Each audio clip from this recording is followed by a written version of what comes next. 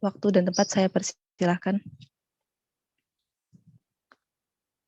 Bismillahirrahmanirrahim. Assalamualaikum warahmatullahi wabarakatuh. Selamat sore, salam sejahtera untuk kita semuanya. Kita akan melanjutkan praktikum pada hari ini. Praktikum tanggal 25 April ini adalah acara yang ke-6 dan ke-7. 6 itu adalah maksudnya kembali memperjelas gitu ya apa yang saudara kemarin laksanakan di laboratorium. Kemudian juga acara yang pada hari ini terkait dengan bagaimana mengaplikasikannya. Jadi masih ada 2 acara, yaitu pada hari ini dan pada kesempatan berikutnya. Sekedar untuk menyampaikan kepada teman-teman semuanya bahwa masih ada acara ini, kita yang ke-6 penanda genetik kemarin di lab, nanti akan saya jelaskan sedikit. Kemudian pada hari ini acara ke-7 peragaman genetik populasi, ini agak maju kita ya. Kemudian nah ini nanti masih ada lagi ya satu acara aliran gen, nanti akan dilaksanakan kapan, nanti kita sepakati bersama apakah tetap menggunakan tanggal 16 ini, karena ini kan ada liburan. 16 itu adalah liburan, kalau nggak salah libur nasional Waisak gitu ya. Kalau ini bisa tepat waktu, maka nanti juga untuk keperluan berikutnya batas akhir penyerahan laporan itu juga bisa disepakati bersama. Dan masih ada juga nanti ada responsi dan juga pertanggungjawaban laporan, sehingga nanti supaya bisa tidak melewati waktu perkuliahan dan teman-teman juga bisa setelah ini kan konsentrasi untuk ujian. Oke, nanti kita sepakati untuk yang acara berikutnya akan dilaksanakan kapan. Saya akan mau sharing untuk acara yang acara 6 penanda genetik gitu ya. Ingin jelaskan sedikit. Bentar supaya enggak, mungkin akan kelihatan ini ya. Saya hilangkan dulu. Baik, mudah-mudahan ini saya bisa dilihat dengan jelas ya. Baik, saya akan menjelaskan pertama, kemarin kita melakukan ini di laboratorium. Saya ingin menjelaskan sedikit karena mungkin tidak semuanya kalian lakukan. Jadi yang pertama itu adalah melakukan ekstraksi enzim.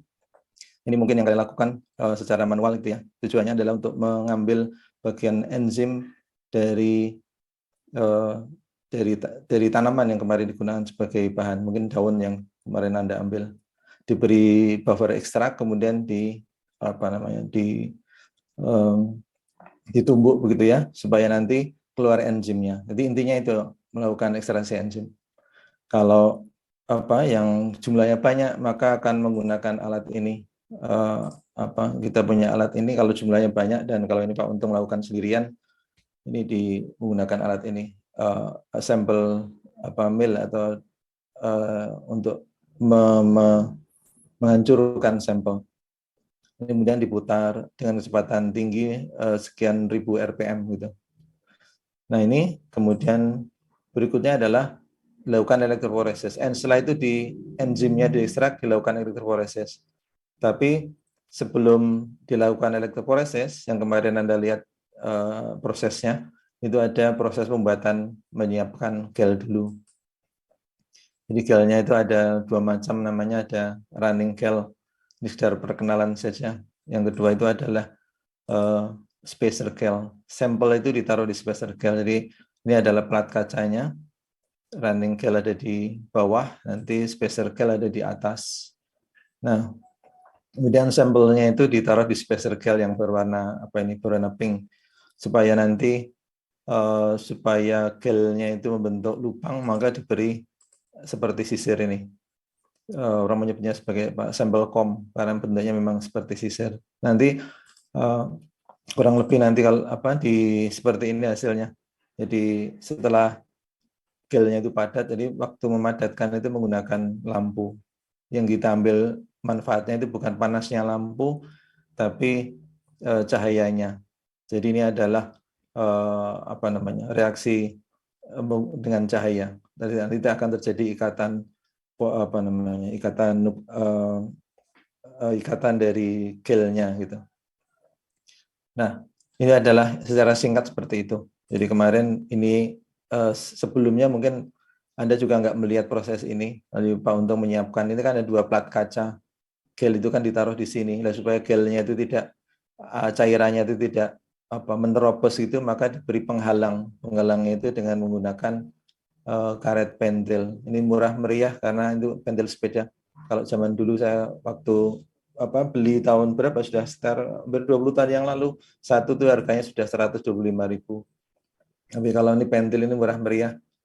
Itulah kreativitasnya orang Indonesia menggunakan alat yang bisa dipakai di sini. Walaupun ini mungkin nanti dipakai hanya berapa kali, katakanlah maksimum berapa, 3-4 kali sudah rusak, tapi itu tetap jauh lebih murah. Nah, ini ada 2 plat kaca yang dijepit gitu dengan menggunakan klip. Nah, ini nanti dengan demikian ada karet bentuknya U. Nanti ini kalau 2 plat kaca ini diberi cairan, maka dia tidak akan menerobos keluar karena ada penahannya ini, karetnya ini tadi. Itulah triknya demikian. Yang kemarin mungkin Anda tidak lihat, ini persiapan plat kacanya, kemudian tadi running gel ada kita menyiapkan. Jadi ada beberapa bahan yang kita siapkan di sini, kemudian dimasukkan untuk dicampurkan begitu ya. Ini yang mungkin Anda tidak melihat kemarin, Pak Untung menyiapkan. Terus kemudian dimasukkan ke sini. Nah, disuntikkan ke sini atau dipipetkan ke dalam gel ini. Nah, ini kan bawah ini Anda melihat ada garis ini.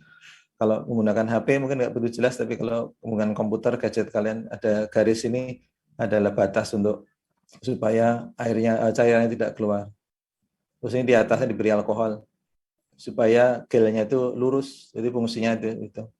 Jadi alkohol itu tidak akan bereaksi dengan gelnya supaya di permukaannya menjadi rata. Nah, ini kemudian ditaruh di bawah sinar. Nanti akan terjadi reaksi kimia bersama dengan cahaya. Itu intinya. Dan ini akan jadi gelnya selesai gitu ya. Kemudian nanti kemudian diberi spacer gelnya. Setelah diberi spacer gel yang ke bawahnya, gel yang di atasnya maksud saya, gel ini konsentrasinya lebih rendah, ini lebih mudah hancur karena tujuannya hanya untuk tempat sampelnya.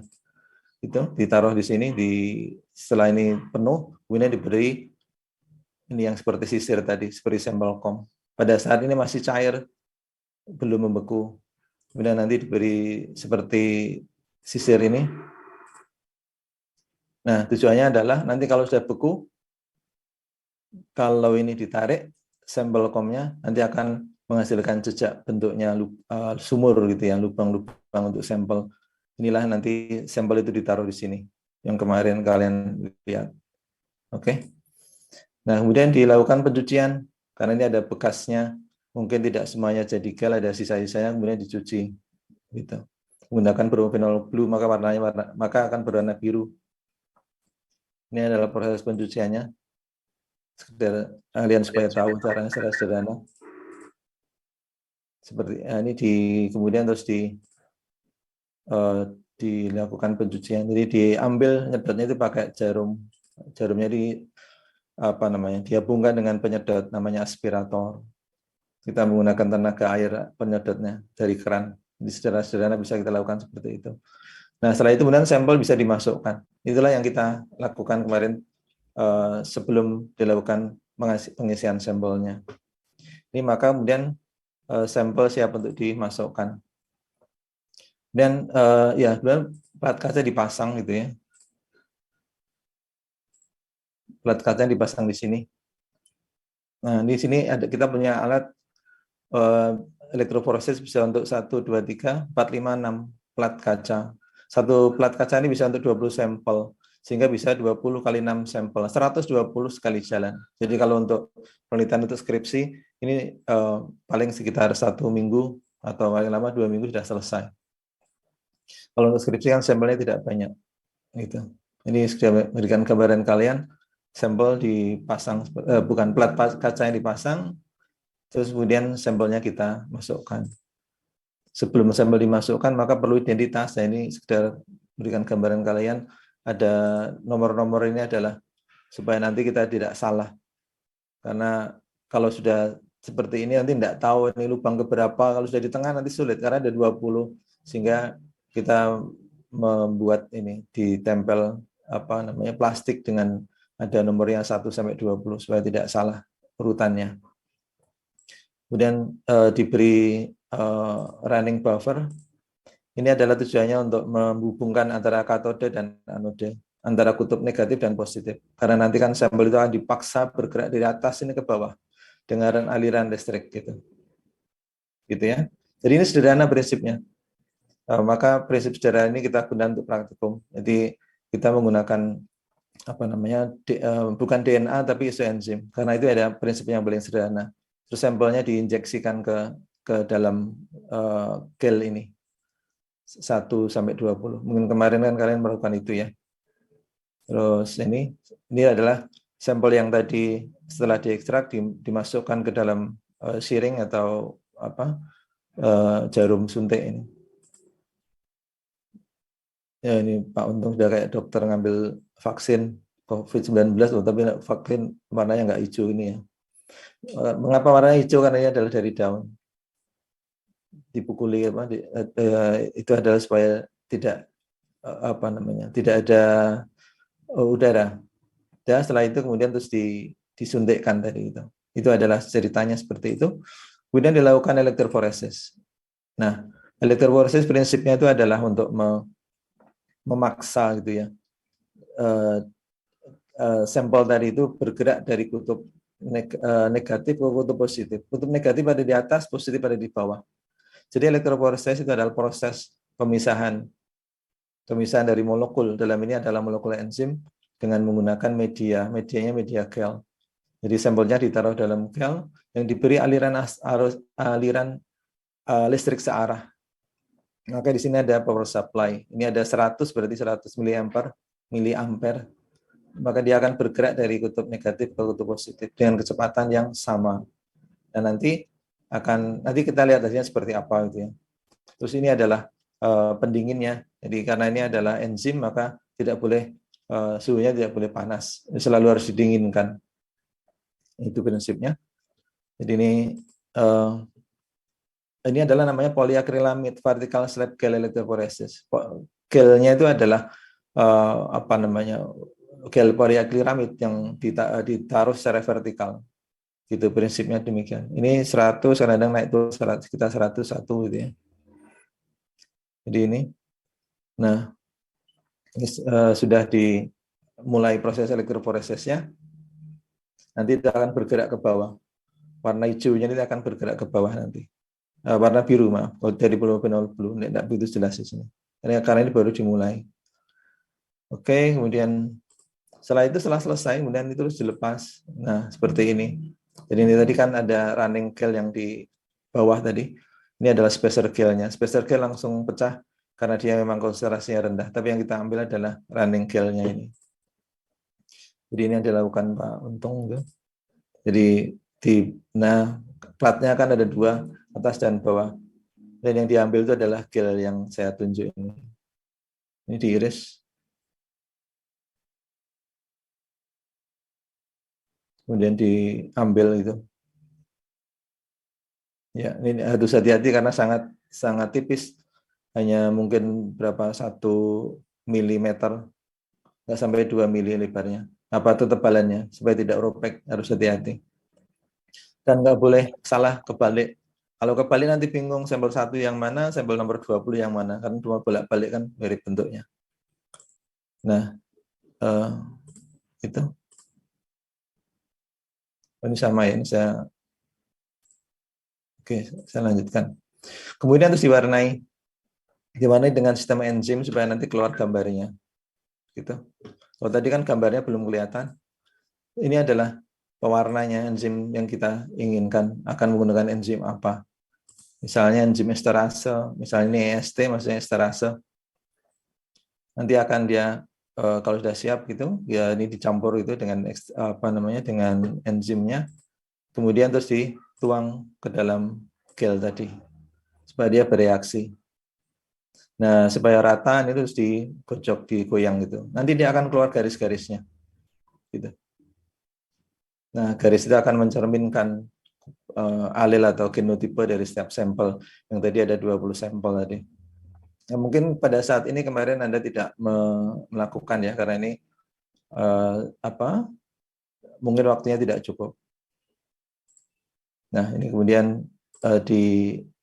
diamati hasilnya. Ini sudah kelihatan garisnya. Anda ini saya pause sebentar. Ini Anda lihat garis-garisnya ada di sini. Garisnya sudah muncul.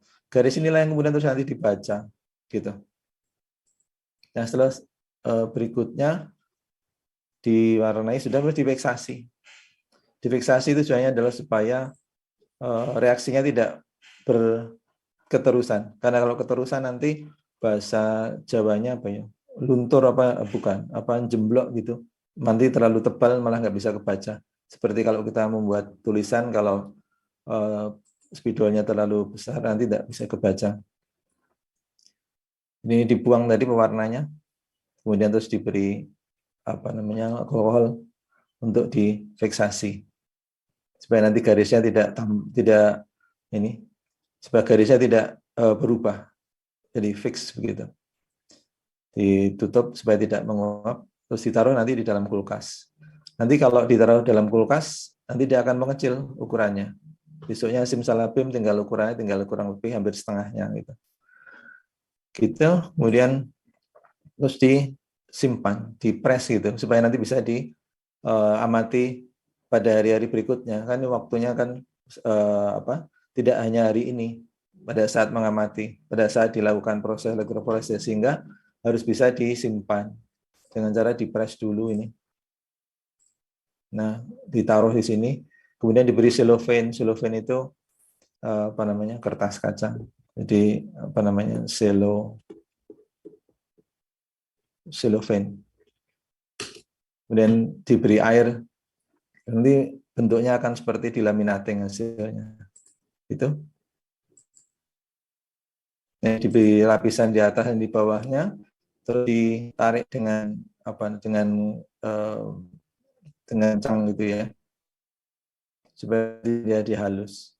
Udah selesai, nanti kemudian terus ditaruh di sini dan nanti siap untuk dibaca. Itu adalah prosesnya. Berikutnya adalah interpretasinya. Berikutnya adalah interpretasi dari pola pita enzim. Jadi sekali lagi diambil dari jaringan tanaman gitu ya. Terus dilakukan ekstraksi, terus ditaruh di dalam gel ini gitu. Kemudian terus diinjeksikan sampel 1 sampai terakhir. Kemudian ini ditaruh di dalam gel tadi, akrilamid. Ini adalah dia nanti akan bergerak dari kutub negatif, dari katode ke anode, dari kutub negatif ke kutub positif. Jadi elektroforesis sekali lagi ini adalah proses pemisahan molekul, dalam ini adalah molekul enzim yang semula itu satu, ya tidak terpisah-pisah, kemudian nanti akan dipisahkan. Berdasarkan apa? Berdasarkan dari berat molekulnya. Dan juga berasal dari istilahnya adalah net electric charge-nya. Dari kemampuan dia untuk membawa atau membawa arus listrik. Sehingga kalau ini diberi arus listrik yang sama, katakan dari 100 miliampere, maka nanti akan bergerak ke bawah, didorong begitu dengan kekuatan yang sama. Sampel ke-1 sampai berapa nih? Sampel ke-8, misalnya contoh di gambar ini, nanti dia akan bergerak ke bawah. Nah, kalau hasilnya seperti ini, maka ya ini berarti berat molekulnya sama. Maka di sini tidak ada variasinya. Nah, dalam kondisi yang lain, yang kita harapkan itu seperti ini. Diberi arus listrik searah, kemudian dia bergerak ke bawah. Kemudian nanti, muncul variasi. Nah, inilah yang kemudian terus kita identifikasi. Ini adalah sampai di sini acara yang ke-6, sampai acara 6, kemudian nanti kita setelah itu lanjut ke acara yang ke-7. kita manfaatkan ini. Penanda genetik kita manfaatkan. Jadi kita perlu memahami bagaimana menginterpretasikannya. Jadi interpretasi dari garis-garis ini maksudnya apa? Interpretasi. Jadi ini adalah garis yang mencerminkan genotipe sampel ke-1 sampai sampel ke-8. Jadi membacanya seperti ini. Ini adalah sampel ke-1 sampai ke-8, kemudian katakan ini garis yang mencerminkan posisi dari alilnya. Nah, ini kemudian kita memberi nama. Misalnya garisnya cuma 2 yang bisa kita lihat seperti ini, atas dan bawah. Kita beri notasi. Notasi terserah kita. Kalau di dalam buku petunjuk itu saya beri S dan F, maksudnya slow dan fast gitu ya. Maka ini saya beri nama yang lain A dan B. Nah, karena mungkin nanti akan ada C, D dan seterusnya. Ini adalah A dan B. Maka di sini kita posisi di sini yang lebih cepat saya beri nama A, B itu lebih kecil. Jadi ini sebetulnya adalah 2 alil yang berimpit yang saya tunjuk ini. Ini juga 2 alil yang berimpit yang saya tunjuk ini. Sedangkan ini adalah genotipe yang terpisah alilnya. Maka kita bisa memberi nama sekarang. Ini adalah AA. Genotipenya AA. Ini juga genotipenya AA. Ini sebetulnya adalah 2 alil yang berimpit. Maka ini adalah genotipe yang homozigot. Homozigot AA. Kemudian ini juga homozigot juga, tapi BB. Nah, mengapa garisnya itu ada di atas dan di bawah? Ini adalah karena berat molekul tadi. Yang alil B itu lebih ringan. Yang alil B itu lebih berat, sehingga dia lebih lambat. Alil A itu lebih ringan, sehingga dia lebih laju. Sehingga dia lebih laju. Karena dia lebih kecil, maka lebih laju. Dengan kekuatan arus listrik yang sama. Nah, ini ternyata diwariskan. Maka kita bisa menggunakan ini. Berat molekul itu terlalu tetap, sehingga kita bisa menggunakan ini untuk mengidentifikasi sebagai genotipe. Gitu. Nah, ini kemudian kalau yang berikutnya ini adalah AB. Jadi Anda paham kan ini adalah diploid. AA ini berarti separuh dari tetua jantan, separuh tetua betina. Ini juga begitu. Dan kalau ini AB ini juga begitu, salah satunya dari tetua jantan dan tetua betina. Gitu ya. Ini adalah genotipenya. Terus nanti kita hitung frekuensinya itu ada berapa. AA muncul berapa kali? AB muncul berapa kali? BB muncul berapa kali? AA muncul 1, 2 kali. Oke. Kemudian AB muncul 1, 2, 3 kali. BB muncul 3 kali. 1, 2, 3. AB 1, 2, 3. Nah, ini kemudian dibagi dengan jumlah sampelnya. Ada 1, 2, 3, 4, 5, 6, 7, 8. Maka ini adalah 2/8 frekuensi genotipenya AA atau 1/4. Kemudian AB itu adalah 3/8, 0,375, dan BB itu adalah 3/8 juga. 375, 0,375 atau 3/8. Nah, ini menggambarkan keragaman. Di sini genotipenya yang paling banyak itu yang mana, paling sedikit yang mana, itu nanti yang Anda perlu bahas dari sampel yang akan saya sampaikan. Dari simulasi yang akan saya sampaikan. Kemudian kalau ini adalah frekuensi genotipe, berikutnya adalah hitung frekuensi alil. Kalau alil berarti kan ininya A, B. Kalau ini adalah genotipe, yang saya tunjuk ini genotipe. Genotipe AA, AB, BB. Kalau A sendiri, B sendiri itu adalah alil. Nah, frekuensi alilnya berapa? A dan B itu lebih banyak mana? Sama atau lebih sedikit yang mana? Nah, ini kita bisa menghitung A muncul berapa kali ini. Ini kan dihitung 2 kali. 1, 2, 3, 4, 5, 6, 7. Itu. Kemudian B muncul berapa kali? 1, 2, 3, 4, 5, 6, 7, 8, 9. Dibagi dengan 16. Karena ini kan kalau alil kan kiri dan kanan. Berarti 2 kali 8, 16. 7/16. Ketemu 0,4375, frekuensi alil B 0,5. Jadi di sini kita bisa menghitung B itu adalah alil mayoritasnya. A itu yang lebih sedikit. Gitu. Nah, sampai di sini ada pertanyaan atau enggak? Nanti akan saya pandu lagi untuk mengerjakan untuk acara ini. Oke, kalau tidak ada pertanyaan, saya stop share dulu. Akan saya ganti file yang lain. Baik, ada pertanyaan? Enggak ada ya? Sudah jelas? Oke, kalau sudah jelas, saya akan share berikutnya. Sebelum saya share, saya akan membagi file yang akan Anda kerjakan. Akan saya share-nya lewat apa sebaiknya? Saya share lewat WA aja ya, WA grup ya. Atau saya share lewat chat, WA grup aja ya, sebentar.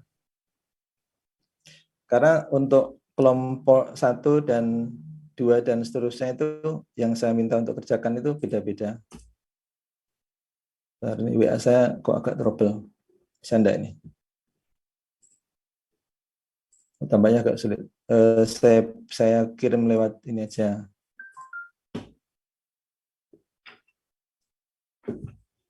Dan saya coba dulu lagi. Oh, bisa sudah. Praktikum.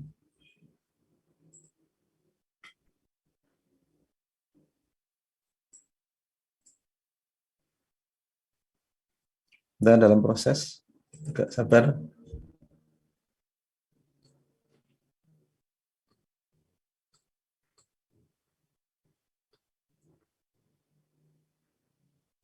Silahkan saudara-saudara membuka WA grup praktikum pemulihan penerapan. Di situ saya share apa ya? Ini materi untuk dikerjakan pada acara 7. Oke, silahkan dilihat sana ya. Ada kelompok 1 sampai kelompok 10. Jadi masing-masing kelompok itu soalnya beda-beda. Oke. Jadi itu nanti akan dikerjakan per kelompok, sementara saya akan menjelaskan bagaimana yang harus dikerjakan. 1 sampai 10 semua sudah masuk ya. 1, 2, 3, 4, 5, 6, 7, 8, 9, 10. Oke. Nah, sekarang apa yang akan dikerjakan? Saya akan menjelaskan dengan ini. Bentar, saya ambil filenya dulu.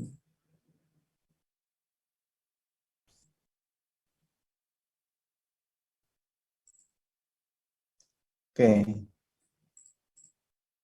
ini adalah acara yang ke-7. Acara ke-6 itu adalah yang tadi prosesnya di laboratorium. Saya jelaskan prosesnya supaya Anda paham yang Anda kerjakan di lab kemarin, sehingga tidak hanya sekedar mengerjakan tapi tidak tahu maknanya, tapi yang penting adalah Anda memahami maknanya. Nah, sekarang bagaimana penerapannya? Nah, penerapannya itu adalah kita kerjakan untuk acara 7 dan acara acara ke-8 nanti yang terakhir berikutnya. Oke, saya lanjutkan. Jadi ini sekedar contoh. Contoh, katakan dari hasil penelitian itu menghasilkan genotipe yang saya tunjukkan di lokus 1. Nah, kalau yang saya tampilkan di dalam slide yang tadi, animasi tadi itu adalah lokusnya cuma 1. Tapi biasanya kalau kita akan melakukan penelitian, tidak cuma 1 lokusnya. Supaya apa? Supaya nanti keragaman itu bisa kita amati dengan baik, supaya representatif. Ibaratnya kalau kita membandingkan parameter atau variabel yang diamati, misalnya kalau untuk katakan untuk upaya pemulihan misalnya, tidak hanya sekedar tinggi pohon, tapi juga diameter batang, kelurusan, dan seterusnya. Jadi analog dengan itu, maka ini juga yang diamati lokusnya lebih dari 1. Oke. Nah, kemudian ini adalah hasilnya. Jadi yang Anda kerjakan itu adalah sesuai dengan kelompoknya masing-masing. Sudah saya share tadi. Kelompok 1 cukuplah mengejarkan file kelompok 1, kelompok 2 ya file kelompok 2, dan seterusnya sampai kelompok 10. Sudah sengaja saya buat itu berbeda-beda, supaya nanti kalian bekerja samanya itu cukup dalam satu kelompok saja. Gitu. Nah, supaya nanti dalam satu kelompok itu terjadi diskusi. Jangan mengerjakan sendirian. dalam satu kelompok. Nah ini karena ini adalah contoh, maka ya saya sederhanakan. Sampelnya cukup 10. Kalau yang saya sharing bisa bermacam-macam, ada yang dapat 25, ada yang lebih gitu ya. Nah ini saya share di sini untuk memudahkan, jumlahnya hanya 10 saja. 10 individu dalam populasi. Jadi katakan ini kita ngambil di suatu tegakan. Misalnya kita datang ke lokasi ini, misalnya di sini ada apa? Misalnya Sorea Leprosula misalnya. Kita datang di lokasi misalnya di Kalimantan Tengah, misalnya di camp di daerah Nanganua misalnya. Nah, di sana saya ambil sekian sampel. Misalnya, ini contohnya saja, cuman 10 sampel saja. Tapi kalau kenyataannya ini tidak 10. Kalau untuk skripsi misalnya. Tapi untuk memudahkan kita mempelajari cara ngitungnya, ini 10 saja. Oke, jadi ini sudah hasil dari pengamatan di lab. Ada 2 lokus. Nah, apa yang dilakukan berikutnya? Di dalam buku petunjuk itu yang pertama adalah diminta untuk menghitung frekuensi genotipe. Nah, ini berarti kita amati genotipe yang ada di sini itu genotipenya apa saja. Nah, ini hitungnya adalah per lokus. Jadi amatinya jangan dicampur. Ibaratnya kalau kita mengukur atau melakukan analisis itu kan juga tidak dicampur antara yang diameter sendiri, antara diameter sama diameter pohon sama diameter batang dengan tinggi pohon. Lurusan batang kan sendiri-sendiri menganalisisnya. Sekalipun ini saya beri nama A, B, ini juga A, B, sekedar nama saja. Tapi tidak ada hubungannya antara A yang di lokus 1 ini dengan A yang di lokus 2. Tidak ada hubungannya, ini sekedar untuk berikan gambaran saja. Jadi misalnya kalau kita ngukur lah ya berapa senti dan berapa senti tingginya pohon, berapa senti diameternya pohon, kan antara tinggi dan diameter tidak dicampur adukkan. Ini juga begitu, jadi jangan bingung. Mengapa ini diberi A, B, itu adalah sekedar memberi nama. Dasarnya adalah dari garis-garisnya tadi. Oke. Nah, jadi ini datang sudah ke kita hasil dari pengamatan di laboratorium. Kemudian kita ingin mengaplikasikan untuk mengamati ini keragaman genetik populasi ini. Yang pertama, tugasnya adalah menghitung frekuensi genotipe. Di sini genotipe kita inventarisasi. Yang ada di sini apa? Kebetulan yang ada di sini ada BB, oke, saya masuk. Bentar, ini berarti kurang di sini. Ada BB, AA, BB dan nah ini ya, AA, AB dan BB. Ada AA dan ada AB, gitu ya. Nah, sekarang kita hitung. Ini munculnya itu berapa kali? Misalnya AA, kita hitung. AA muncul 1 kali. Berikutnya tidak ada lagi. Nah, ini berarti 1 dibagi 10, maka frekuensinya adalah 0,1. Kemudian AB. AB muncul berapa kali? AB 1, 2, 3. Setelah itu tidak ada lagi. Berarti 3/10 atau frekuensinya adalah 0,3. Kemudian BB berapa kali? Saya beri lingkaran 1, 2, 3. Mestinya sisanya 4, 5, 6. Jadi BB adalah 0,6. Untuk supaya kita ngecek supaya yakin, berarti kalau ini jumlah harus kembali sama dengan 100% atau sama dengan 1. Gitu.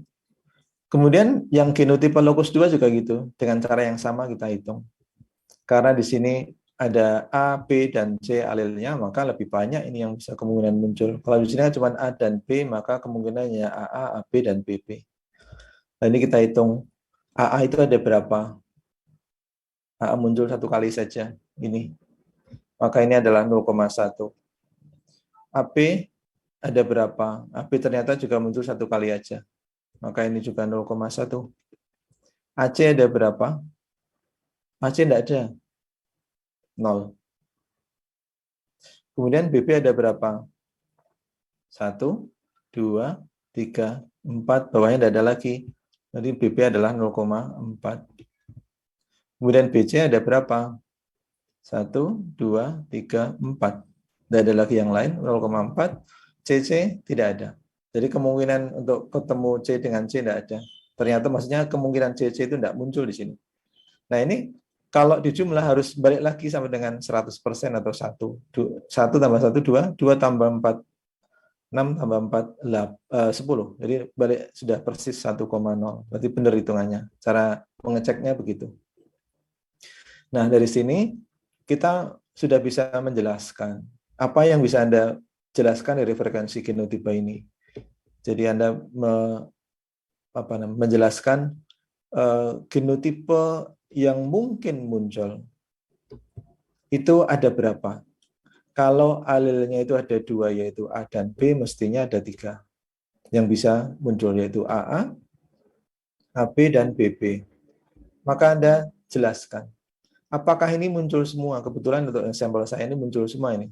1, 3, 6 ada semua. Oh ada semua. Tapi untuk yang locus 2 ternyata karena di situ ada kemungkinan ada A, B, dan C, maka di situ ada kemungkinan ini tadi ada 6 kemungkinan yaitu AA, AB, AC, BB, BC, dan CC. Yang ternyata AC-nya itu tidak ada alias 0, tidak muncul. CC juga tidak ada. Jadi ternyata genotipenya ada yang tidak muncul di sini. Ketidakmunculan ini adalah ya karena tidak ada yang membuai ini, genotipe ini tidak muncul di sini. Dari sisi genotipe, kemungkinan yang muncul dan berapa yang aktual ada, itu yang pertama bisa dibahas di situ. Kemudian yang kedua adalah dari proporsinya. Apakah proporsinya itu sama di antara genotipe satu dengan yang lain? Katakan kalau itu ada AA, AB, dan BB, apakah terus nanti ya dibagi rata semuanya sepertiga, sepertiga, sepertiga gitu? Ternyata kan enggak itu ya. Ada yang mayoritas, ada yang minoritas. Nah ini Anda jelaskan. Nah misalnya ini ada yang BB ini mayoritasnya BB, AA-nya ini cuma 0,1. Nah ini berarti kan menandakan bahwa di sini ada alel yang mendominasi. Sementara ada, genotipe bukan alel, genotipe yang mendominasi. Apa profilnya sama atau tidak ini? Ternyata, jawabnya tidak. Misalnya, kalau sama berarti Anda jelaskan sama. Kalau enggak, berarti di situ Anda bisa menjelaskan. Ternyata ada yang mayoritas yang muncul itu yang mana. Itulah yang paling sering ada. Ada juga yang minoritas yang paling sedikit muncul di sini. Maka di sini Anda akan bisa mengarahkan pembahasan nanti. Jika ini adalah terkait dengan upaya untuk melakukan upaya pelestarian, maka ada kemungkinan genotipe yang minoritas ini akan duluan musnah. Nah, Anda bisa menjelaskan ke arah situ. Jadi kalau begitu, kalau kita upaya untuk melakukan pelestarian, berarti harus diprioritaskan yang minoritas ini gitu, untuk dilestarikan. Nah, dari sisi keragaman, dari sisi genotipe kita bisa menjelaskan sampai sedetail itu. Oke? Kemudian berikutnya, frekuensi alel. Frekuensi alel dari ini, karena di sini BB, AA, dan seterusnya, AB itu ya, maka alelnya cuma 2, yaitu alel A dan alel B, yang di locus 1. Nah, ini bisa kita hitung sekarang dengan dengan perhitungan bentar. Dari perhitungan genotipe mana tadi ya. Ini saya beritahu kuncinya gitu ya. Kalau menghitung alel A, Anda cukup menghitung dari sini. Yang jumlahnya ini kan AA ini dihitung 1 kali 0,1 gitu ya. Jadi dicari yang homozigotnya. Homozigotnya A itu adalah AA 0,1. Kemudian BB ini kan 0,3. AB 0,3.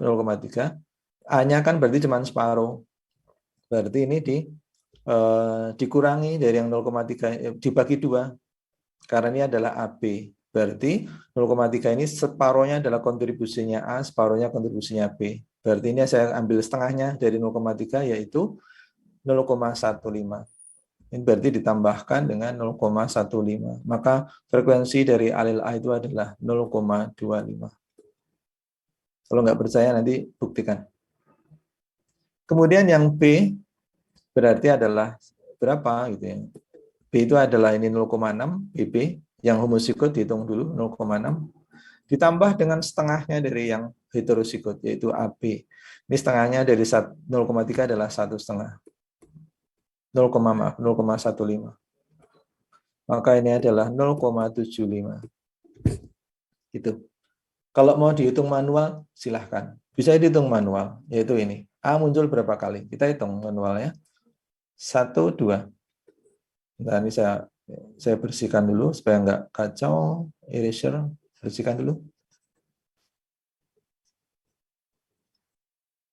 Dan kita hitung.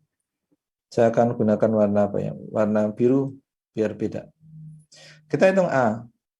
Muncul berapa ya? 1, 2, 3, 4, 5. Berarti 5. Betul enggak? 1, 2, 3, 4, 5. Nah ini kan 10. Kemudian 10 itu karena ini kiri dan kanan maka dikalikan 2. Jadi 5/20.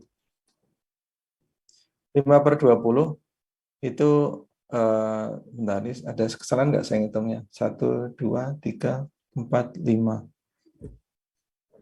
Kalau ini berarti 1, 2, 3, 4, 5, 6, 7, 8, 9, 10, 11, 12, 13, 14, 15. Ya, 15/20.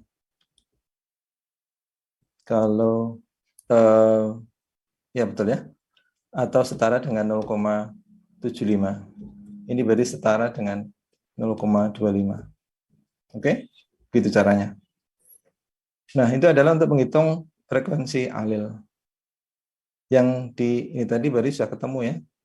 Ini adalah tadi A itu adalah 0,25, B-nya itu 0,75. Sampai di sini ada yang kesulitan untuk mengikuti?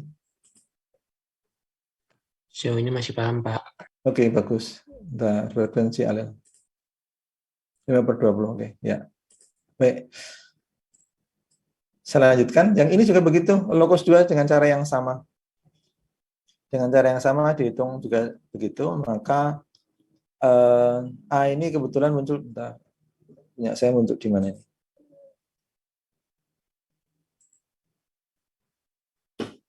Saya pakai pena merah. Ini ada di sini. 1, 2, 3 gitu kan. Maka kita bisa menghitung nanti apa namanya? Untuk yang ini dari 3/20. Dan nanti kita apa namanya? Di 1, 2, 3 ya per 20. Nanti terus dikalikan supaya nanti jadi 100%. Atau dengan cara yang di sini lebih mudah tadi. Enggak, mana tadi? Nah, ini kan sudah ada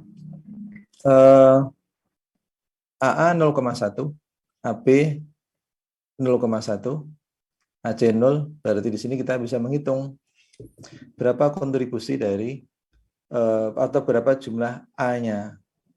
Ini kan berarti AA itu dua-duanya bisa kita ambil karena A semuanya, maka ini 0,1.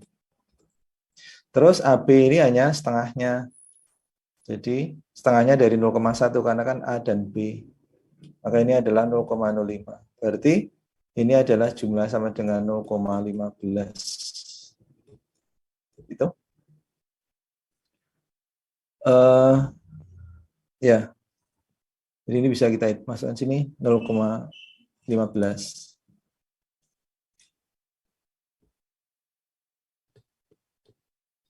Kemudian B juga begitu. Kita hitung dari sini aja yang tadi sudah ada angkanya. Kita mulai dari BP. BP ini adalah 0,4. Maka kita yang B-nya itu adalah utuh diambil 0,4. Kemudian ada BC 0,4 diambil separohnya karena ini ada B dengan C. Maka 0,4 dibagi 2 adalah 0,2. Masih ada di sini yang punya B yaitu AB 0,1 dibagi 2 0,05. Nah, maka ini akan ditambahkan ketemu sama dengan 0,65. Ini adalah untuk yang alil B. Tulis dulu sini. B-nya adalah 0,65. Kemudian C yang terakhir. Dengan cara manual atau dari hitungan yang sini tadi bisa kita gunakan. CC ternyata CC tidak ada, 0. AC tidak ada. Yang ada tinggal BC saja. BC itu ada 0,4. BC 0,4. Karena ini adalah BC, maka hanya separuhnya saja bisa digunakan, yaitu jadinya C-nya adalah cuma 0,2. Gitu ya. Maka ini bisa kita hitung masuknya di sini. C-nya adalah sama dengan 0,2. Ya. 0,2. Kita cek di sini kalau di jumlah harus sama dengan 1. 5 tambah 5, 10. 1, 2, tambah 7 tambah 3, 8. Ya, pas ini. 10, 0, 1. Gitu ya. Nah, ini sekedar memberikan gambaran untuk menghitung dan meyakinkan bahwa ini adalah jumlahnya, hitungannya benar. Yang di sebelah kiri pun juga begitu ini tadi. Maaf, bentar.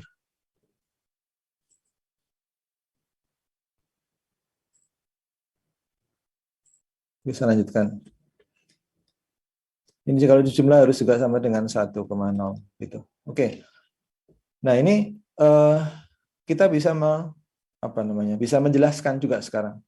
Di antara lokus 1 dan lokus 2 ini Anda jelaskannya. Dari katakan kalau yang di lokus 1 alilnya kan cuma 2, alil A dan alil B. Apakah ini proporsinya sama? Proporsinya bagaimana Anda jelaskan? Seperti tadi.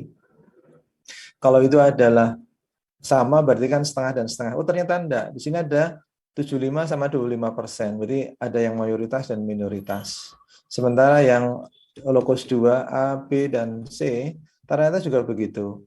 Ada yang 0,15, 0,65, 0,2. Ada alil yang mayoritas yaitu alil B.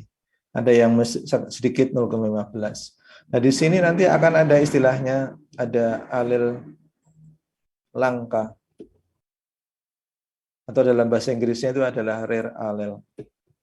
Anda cek nanti, yang Anda amati nanti, adakah ini rare allele atau alil langka. Definisi dari rare allele atau alil langka itu adalah jika frekuensinya itu kurang dari 0,1. Kebetulan yang saya gunakan sebagai sampel ini tidak ada.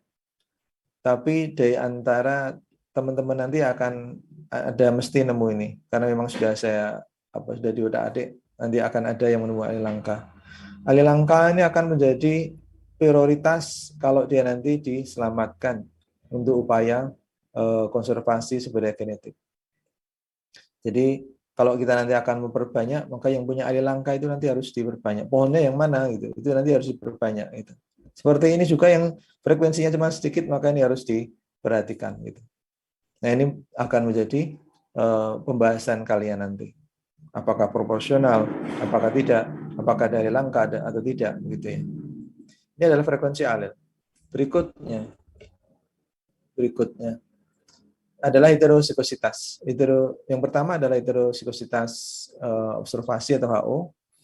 Jadi heterosikositas itu maksudnya adalah seberapa proporsi genotipe yang heterosikot dibandingkan dengan total. Itu adalah, kalau heterosikot berarti kan beragam. Kalau AA homosikot, kalau AB heterosikot, BC juga heterosikot. Ini heterosikot. Berapakah proporsi yang heterosikot dibandingkan dengan total? Itu adalah heterosikositas. Kalau heterosikot kan beragam, alilnya A dan B beda. Kalau homosikot sama, homosikot. Alilnya sama. Nah, berarti yang kita lihat parameter atau variabel keragaman berikutnya ini adalah yang heterosikot itu berapa proporsinya gitu. Maka kita bisa menghitung untuk yang contoh di sini lokus yang pertama yang heterosikot itu ada berapa gitu. Kita lihat sekarang kalau alilnya A dan B, maka hanya ada kemungkinan heterozigot itu hanya AB saja. Maka kita lihat AB-nya itu muncul berapa kali? 1, 2, 3. Maka heterozigot yang bisa kita observe, yang bisa kita observasi, yang bisa kita amati. Maka ini adalah heterozigositas observasi, nilainya adalah yang heterozigot dibandingkan dengan total. Oh, yang heterozigot 3 dibagi dengan 10, maka 0,3. Kemudian nih locus 2 ini ada berapa? Nah, kalau di sini ada kemungkinan heterozigotnya itu ada AB, ada BC. Alilnya kan beda ini.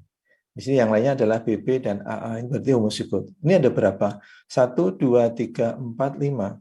Berarti di sini heterozigositasnya adalah 0,5. Gitu. Terus dicari nilai ratanya.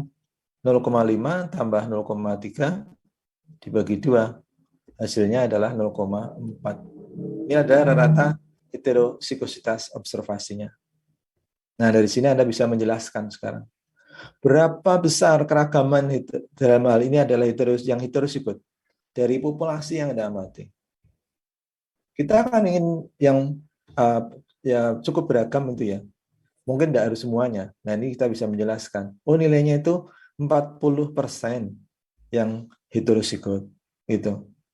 Jadi Anda menjelaskan di sini dari sisi heterozigositas berapa yang heterozigot dibandingkan dengan total. Yang beragam itu ada berapa gitu. Oke, paham ya? Itu adalah heterozigositas observasi. Kemudian berikutnya adalah heterozigositas harapan. Expected. Jadi HE itu adalah dari kata expected. Yang diharapkan itu berapa? Expected heterozygosity. Nah, ini adalah mengapa ada kata harapan? Maksud harapan ini adalah jika populasi tadi itu berada di dalam, istilahnya saya beritahu sekarang, berada di dalam keseimbangan Hardy-Weinberg atau Hardy-Weinberg equilibrium. Nanti kalian bisa searching di internet, HWE equilibrium. Nah, populasi yang berada di dalam kondisi keseimbangan Hardy-Weinberg, maka dia akan bisa memelihara keragaman genetiknya kalau tanpa gangguan manusia. Karena di situ, jadi harus, tapi walaupun di sini ada asumsinya di situ ya. Nanti tapi tidak perlu saya jelaskan di sini karena kita tidak bicara teori, kita bicara prakteknya saja. Tapi penerapannya adalah kita akan ingin mengetahui apakah nanti dia berada di dalam kondisi keseimbangan Hardy-Weinberg atau tidak. Nah, kalau dalam kondisi keseimbangan Hardy-Weinberg, nanti seharusnya yang diharapkan keragamannya itu sebesar berapa? Rumusnya itu adalah HE sama dengan 1 dikurangi jumlah dari sigmanya. Jumlah dari frekuensi alel yang dikuadratkan. Jadi kalau di sini yang locus yang pertama itu di sini ada 1 dikurangi frekuensi alel dari A dikuadratkan B dikuadratkan. Kita ngambil dari data yang di sini tadi. Yang tadi kan sudah ngitung nih. Mana tadi? Tadi kan 0,25 dan 0,75. Ini tinggal kita kuadratkan ini. Nah, sementara ini 0,15, 62 dan 2. Oke, jadi kalau saya catat dulu ya 0,25, 0,75, sementara ini 0,15, 0,5 dan 0,2. Saya gunakan untuk ngitung di sini yang HE tadi. Kalau 4 ke sini, mana tadi? HE. Oke. Nah, HE untuk yang heterozigositas harapan untuk yang locus 1 itu berarti 1 dikurangi. Ini tadi adalah A kuadrat itu dari saya catat 0,25, berarti ini adalah 0,25 kuadrat tambah 0,75 kuadrat. Ini akan ketemu sama dengan HE 0,375. Saya tulis di sini. 0,375. Kemudian ini adalah yang locus 1. Nah, yang locus 2 itu juga dihitung dengan rumus yang sama. Nah, kan di sini adalah 1 dikurangi. Kalau ini karena di sini ada A, B dan C, ada alel A, alel B dan alel C. Maka di sini adalah A kuadrat tambah B kuadrat tambah C kuadrat. Ini berapa? Tadi sudah saya catat, di sini ada 0, A itu adalah 0,15, maka ini dikuadratkan. Tambah B kuadrat dikuadratkan 0,65 kuadrat. Dan 0,2 untuk yang C dikuadratkan juga. Nah ini kalau pakai kalkulator nanti akan ketemu HI sama dengan 0,515. Masukkan ke sini 0,515. Terus kita hitung raratanya. Ini raratanya adalah 0,375 tambah 0,515 dibagi 2 ketemu 0,445. Nah, dari sini kita akan bisa menghitung, bisa menceritakan ternyata nilai HE itu mirip dengan nilai HO. Tidak berbeda terlalu jauh. Ini tadi kan 0,4 yang observasi, yang teramati. Kemudian yang diinginkan menurut Hardy Weinberg itu adalah HI sama dengan 0,445. Nah, nanti Anda bahas apakah yang Anda amati, yang sampel Anda gunakan itu HO dan HE itu seberapa besar perbedaannya? HO dibanding HE. Apakah dekat atau jauh? Apakah sama atau lebih besar, lebih kecil? Anda perhatikan. HE ingat itu adalah dalam kondisi keseimbangan Hardy Weinberg. Nah, kalau HO itu adalah yang teramati apa adanya. Jadi apakah yang diamati itu sesuai dengan hukum Hardy Weinberg atau tidak? Apa manfaatnya? Maka saya lanjutkan berikutnya ke nilai FIS yang terakhir ini. Jadi di sini dimasukkan tadi nilai HE, dimasukkan di sini. Ini adalah nilai rata. Jadi tidak dibutuhkan per lokus, tapi sudah rata tadi dimasukkan. Tadi rata HE itu adalah 0,445, sementara HO itu adalah 0,4 tadi kan. Sini. Ini 0,445 dan ini adalah HO 0,4 gitu ya. Maka dimasukkan ke sini.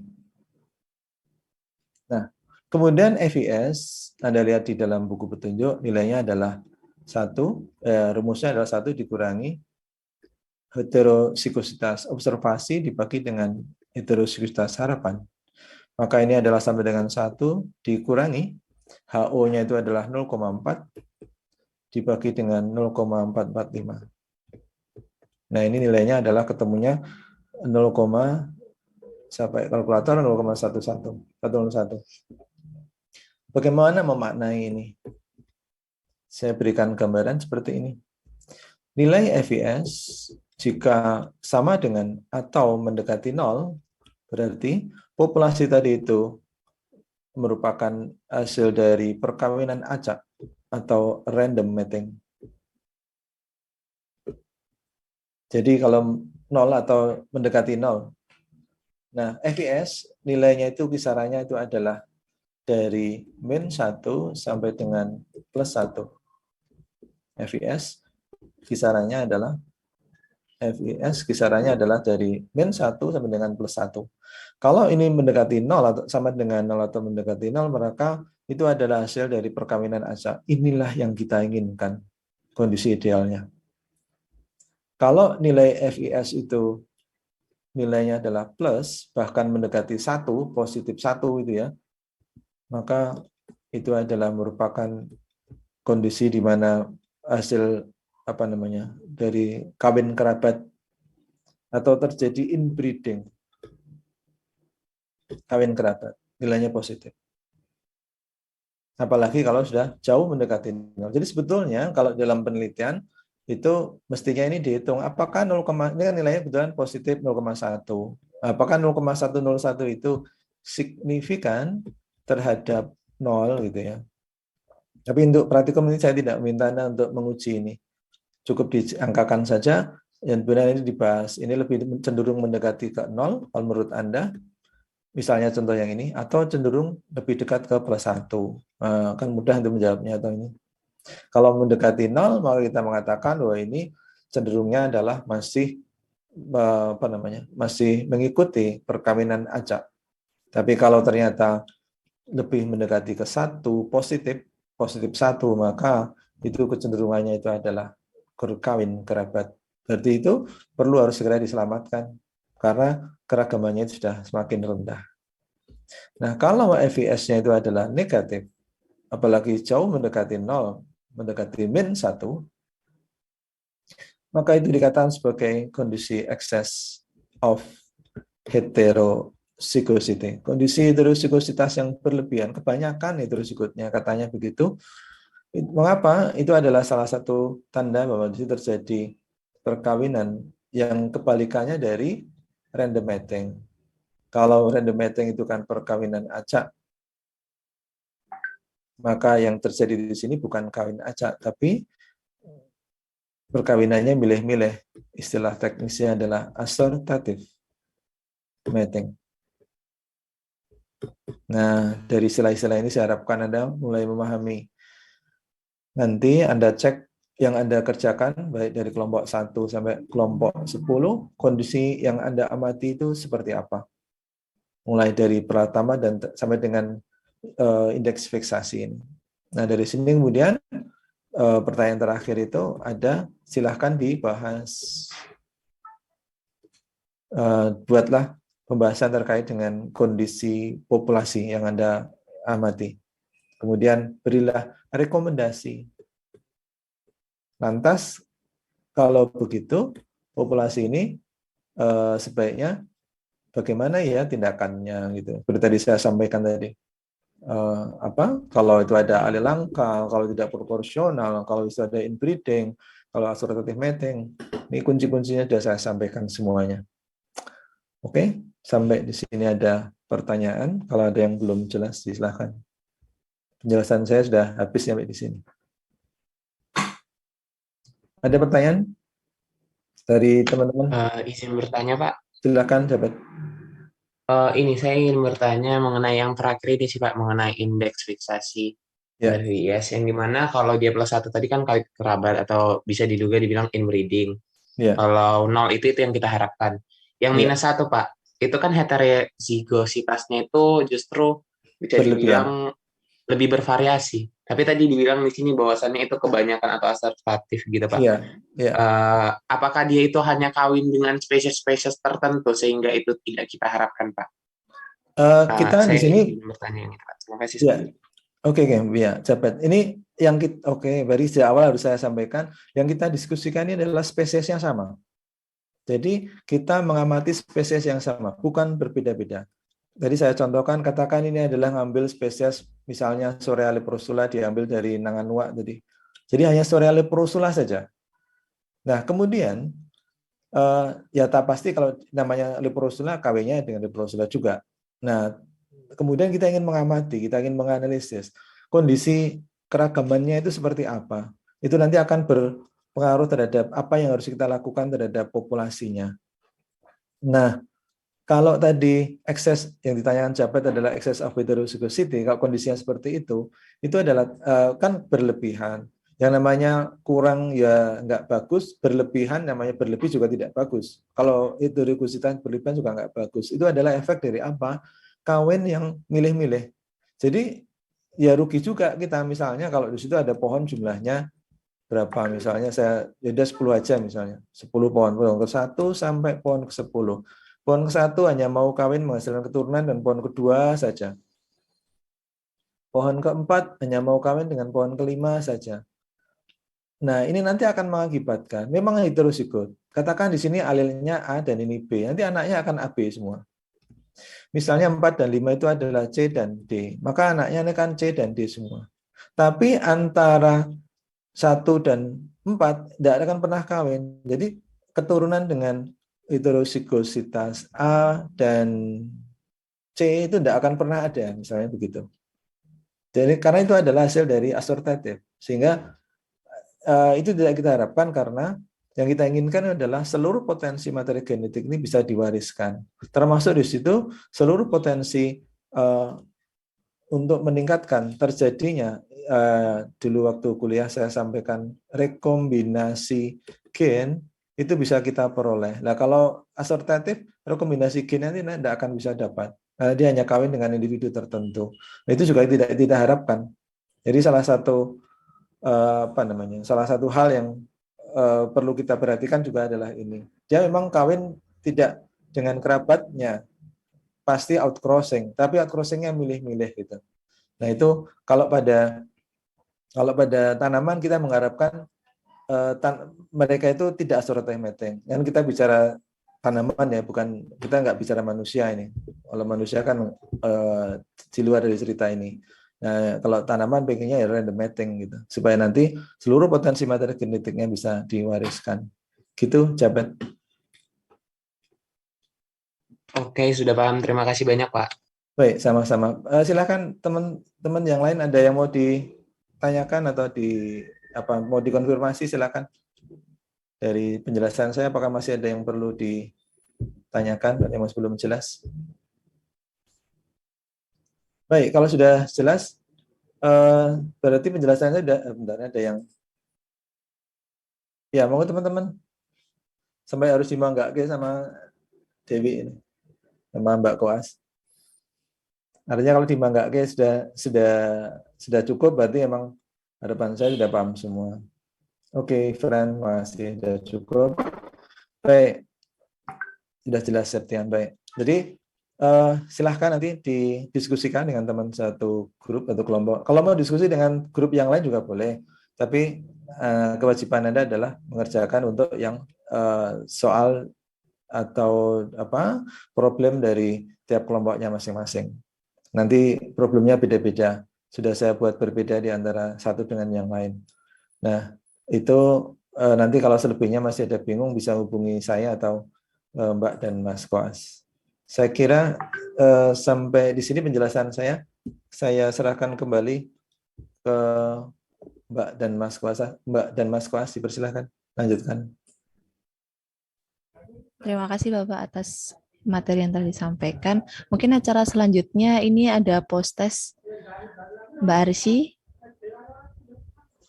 Oke, sebentar. Untuk post-test, nanti seperti kemarin sistemnya, kali ini ada post-test acara 6 sama acara 7. Jadi 5 menit penayangan soal ditulis dulu, terus 15 menit kemudian itu pengerjaan dan waktu pengumpulan jawaban di Google Drive masing-masing. Suara aku kedengeran kan? Kedengeran Mbak. Oh ya, adik-adik tolong on cam. Oke, ya. Nanti sambil on cam. Oke, 5 menit aku tampilin dulu.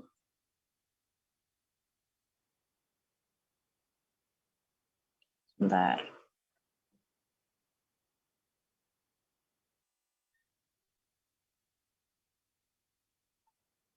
Oke, udah kelihatan? Sudah, Mbak.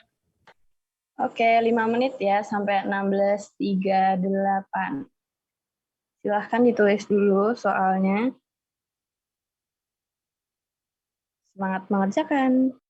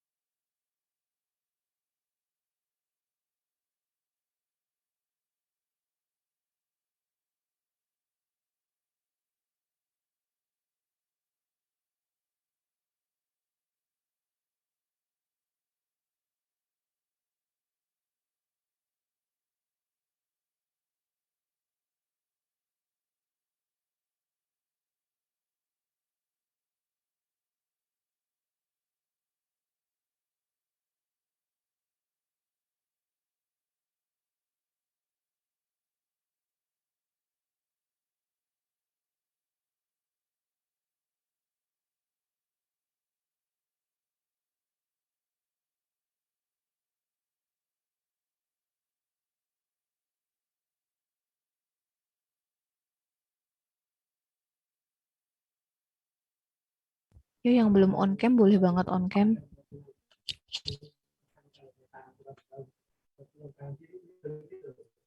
Aku udah bagi flash ya, tapi soalnya error.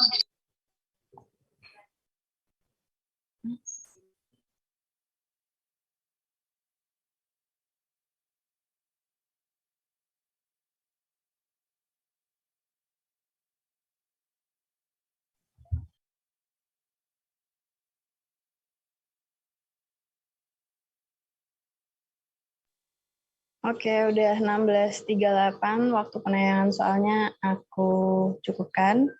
Selamat mengerjakan dan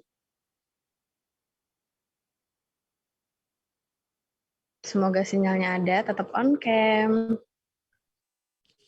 Oke, Mbak, makasih.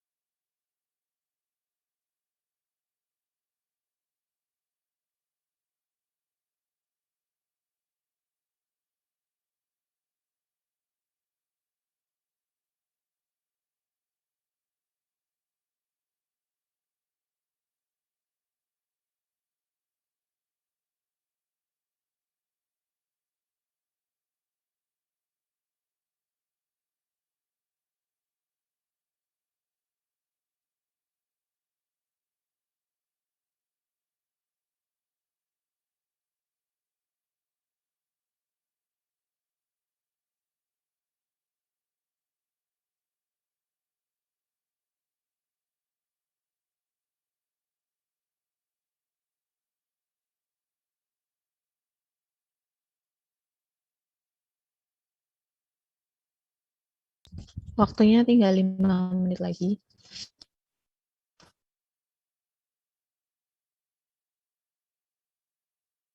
Untuk jawaban jangan lupa dimasukkan ke drive masing-masing ya, Dek.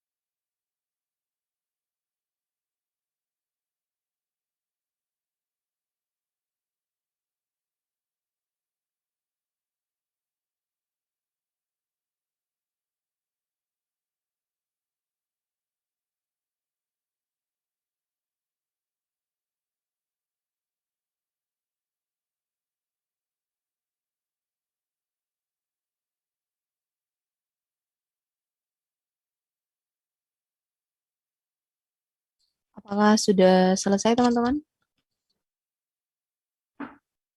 Halo? Sudah. Sudah, Kak. Oke. Mungkin post-test dicukupkan. Kalau ada masalah terkait pengumpulan di Drive bisa dibicarakan dengan koas masing-masing. Di sini saya izin menyampaikan beberapa pengumuman ya Pak, Bu. Yang pertama terkait pengumpulan laporan acara 6 kemarin itu maksimal tanggal 30 April ya. Lalu untuk acara ini maksimal tanggal 7 Mei. Apakah bisa didengar? Bisa, Mbak. Oke. Oh, ini Bu, maaf. Lalu yang kedua terkait dengan praktikum yang akan dilaksanakan pada tanggal 16 Mei yaitu libur nasional itu kan teman-teman sepakat untuk libur dulu. Nah, itu kira-kira mau diganti kapan ya, Dek? Ada yang mau mewakilkan untuk menjawab? Kalau bisa di minggu itu sih.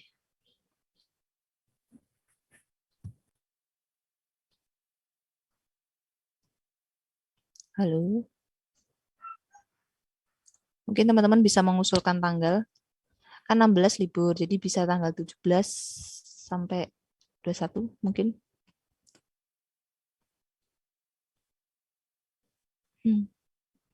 Ya itu kan libur tanggal 16 dari Senin, jadi masih ada Selasa, Rabu, Kamis, Jumat, hari kerja. Apakah di hari kerja itu ada waktu kosong gitu ya? Barang waktu mungkin berapa? Mungkin sekitar seperti hari sekarang lah sekitar 2 jam gitu untuk praktikum yang acara terakhir. Seandainya memang tanggal 16 karena libur maka akan dikosongkan, perlu ada satu waktu. Karena kalau mundur 1 minggu lagi nanti akan berakibat terlalu mepet untuk pengumpulan laporan dan pelaksanaan kewajiban berikutnya yaitu pertanggungjawaban dan responsi. Daripada nanti di belakang terlalu mepet, maka akan lebih baik dicari waktu di depan. Kalau malam bisakah Mbak? Ini tergantung juga teman-teman yang lain. Kalau sepakat tidak masalah. Rabu sore, Rabu malam gitu kan maksudnya? Rabu katakan kalau Rabu itu adalah tanggal 18. Malam bisa ya. Di 18 Rabunya itu ada 18 Mei. Ya 18 Mei mudah-mudahan nanti tidak ada perubahan nanti. Sementara kita keep dulu 18 Mei pukul berapa ini, apakah ya mungkin setelah mungkin pukul 7 atau setengah 8 gitu ya. Supaya tidak terlalu malam selesainya. Boleh Pak Oke. kalau saya. Gimana Dewi? Kalau saya setuju mawon Pak. Oke, baik. Oke. Ya kita tetapkan berarti hari Rabu malam itu tanggal 18 Mei. Waktunya mungkin ya nanti kita tetapkan bahwa tepat pukul 7 atau 7.15 atau 7.30 gitu. Nanti kita sesuaikan nanti. Gitu, Dewi silakan lanjutkan.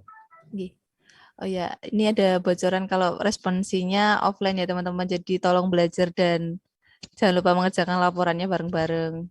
Itu Pak.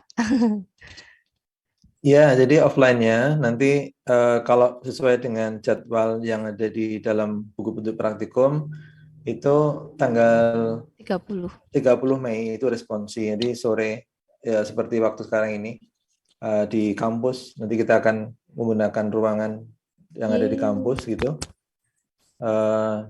Itu untuk responsi. Kalau PC nanti pertanggungjawaban laporan nanti silakan teman-teman nanti bersepakat dengan Mbak dan Mas Koas waktunya.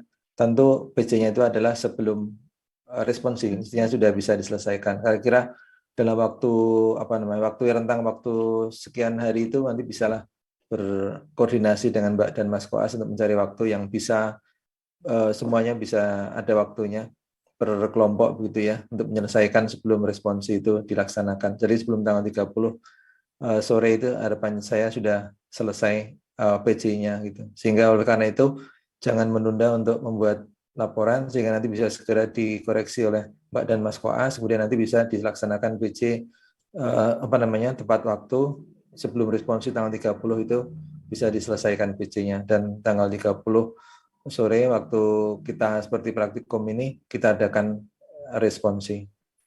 Nanti Iya. kalau teman-teman sepakat juga Anda harus sore banget mulainya ya, karena sebetulnya kalau pukul 3.15 itu apa namanya? Kalau setelah sholat, sekarang kan azannya itu ya sebelum pukul 3 sudah azan, jadi pukul 3.15 bisa dimulai ya, bisa pulangnya tidak kemalaman. Gitu saja tambahan saya, Dewi. Makasih. Ya, terima kasih Bapak. Mungkin saya juga cukup itu Pak. Mungkin Mbak Arsy mau nambahin sesuatu? Oh, iya. Itu udah dirangkum sama Mbak Arsy di bagian chat ya. Sepakat.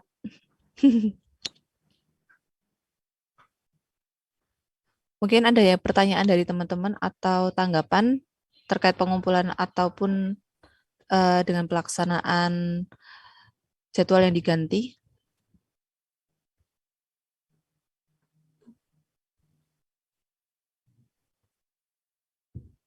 Udah. Kayaknya nggak ada, Pak. Ya, udah cukup saya kira. Ya.